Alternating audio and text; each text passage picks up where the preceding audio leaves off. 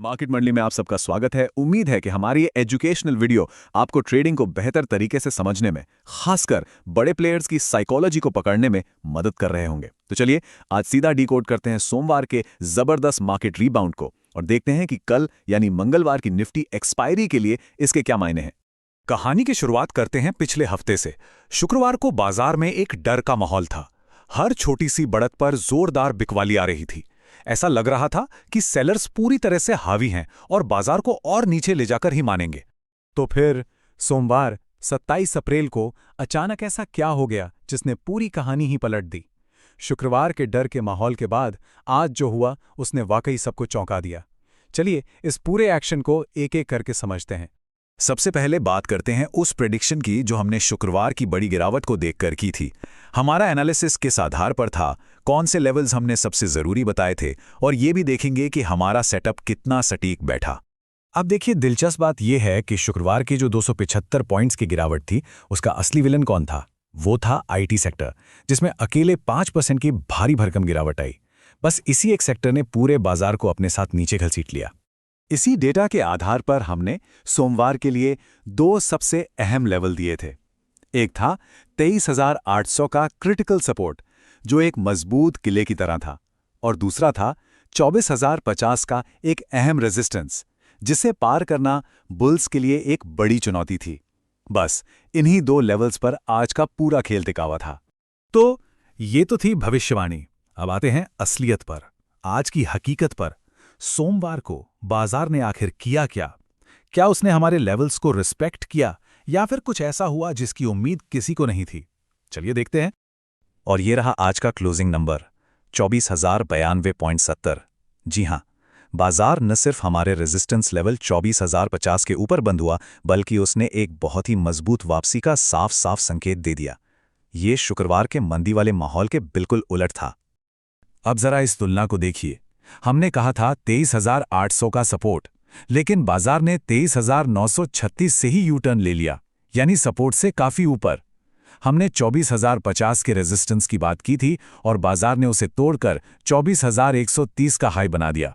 मतलब साफ है कि आज बुल्स ने पूरी तरह से कंट्रोल अपने हाथ में ले लिया था। अब सबसे बड़ा सवाल ये है कि ये रिकवरी आई तो आई कैसे? इस जबरदस्त वापसी के पीछे असली हीरो कौन थे?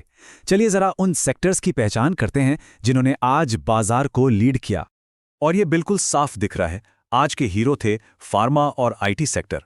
फार्मा में 2.78% की जबरदस्त तेजी थी, लेकिन सबसे मजेदार बात यह है कि जो शुक्रवार का विलन था यानी आईटी सेक्टर, वो आज 2.03% की बढ़त के साथ हीरो बनकर सामने आया। इसी को कहते हैं परफेक्ट सेक्टोरल रोटेशन। अगर हम स्टॉक्स पर नजर डालें तो सन फार्मा लगभग 7.5% की तेजी के साथ टॉप पर था। वहीं दूसरी तरफ श्रीराम फाइनेंस जैसे फाइनेंशियल स्टॉक्स में थोड़ी कमजोरी थी। तो आज की बड़ी कहानी यह है कि फार्मा और आईटी की ताकत ने फाइनेंशियल सेक्टर की कमजोरी को पूरी तरह से बेअसर कर दिया। देखिए, टेक्निकली 24,000 का जो साइकोलॉजिकल लेवल है, उसे वापस हासिल करना बुल्स के लिए एक बहुत बड़ी जीत है। और तो और चार्ट पर एक बुलिश कैंडल बनी है जो ये दिखाती है कि खरीदारों ने निचले स्तरों से जमकर खरीदारी की और दिन को अपने कंट्रोल में खत्म किया। तो आज का दिन तो बहुत अच्छा गया, लेकिन अब आगे क्या? कल निफ्टी की वीकली एक्सपायरी है और हम सब जानते हैं कि एक्सपायरी का दिन अक्सर बहुत ज्यादा उतार चढ़ाव वाला होता है। तो चलिए देखते हैं कि कल के लिए हमारा एक्शन प्लान क्या होना चाहिए और रिटेल ट्रेडर्स को किन चीजों से सावधान रहना है। कल के लिए 24,000 का लेवल अब एक मजबूत सपोर्ट का काम करेगा। जब तक बाजार इसके ऊपर है, मोमेंटम पॉजिटिव रह सकता है। वहीं ऊपर की तरफ 24,150 से 24,200 का जो जोन है, वो एक टेक्निकल रेजिस्टेंस की तरह काम करेगा, जहां थोड़ी बहुत प्रॉफिट बुकिंग आ सकती है। अब रिटेल ट्रेडर्स के लिए एक बहुत बहुत जरूरी चेतावनी। कल एक्सपायरी है और एक्सपायरी का मतलब है प्रीमियम डीके का खेल। इसका सीधा मतलब है कि वक्त बीतने के साथ ऑप्शंस की वैल्यू बहुत तेजी से गलती है, खासकर एक्सपायरी के दिन। अगर बाजार कहीं नहीं भी गया, एक रेंज में फंस गया, तो भी कॉल और पुट दोनों के प्रीमियम 0 हो सकते हैं। इसलिए कल सबसे पहली प्राथमिकता प्रॉफिट कमाना नहीं, बल्कि अपनी कैपिटल को बचाना है। पहला, ओवर ट्रेडिंग से बिल्कुल बचें। आज भी हमने देखा कि प्रीमियम कितनी तेजी से खत्म हो रहे थे और कई लोगों ने नुकसान किया होगा। दूसरा, प्रीमियम के तेजी से जीरो होने से सावधान रहें। और तीसरा, ये समझिए कि एक्सपायरी के दिन बड़े इंस्टीट्यूशनल प्लेयर्स का पूरा कंट्रोल होता है। तो आज का ये पूरा विश्लेषण हम इसी एक बड़े सवाल पर खत्म करते हैं। बुल्स ने 24,000 का किला तो वापस जीत लिया है, पर सवाल ये है कि क्या वो इसे कल एक्सपायरी के प्रेशर में बचा पाएंगे? आपको क्या लगता है, क्या बुल्स 24,000 को डिफेंड कर पाएंगे? नीचे कमेंट्स में अपनी राय हमें जरूर बताइए।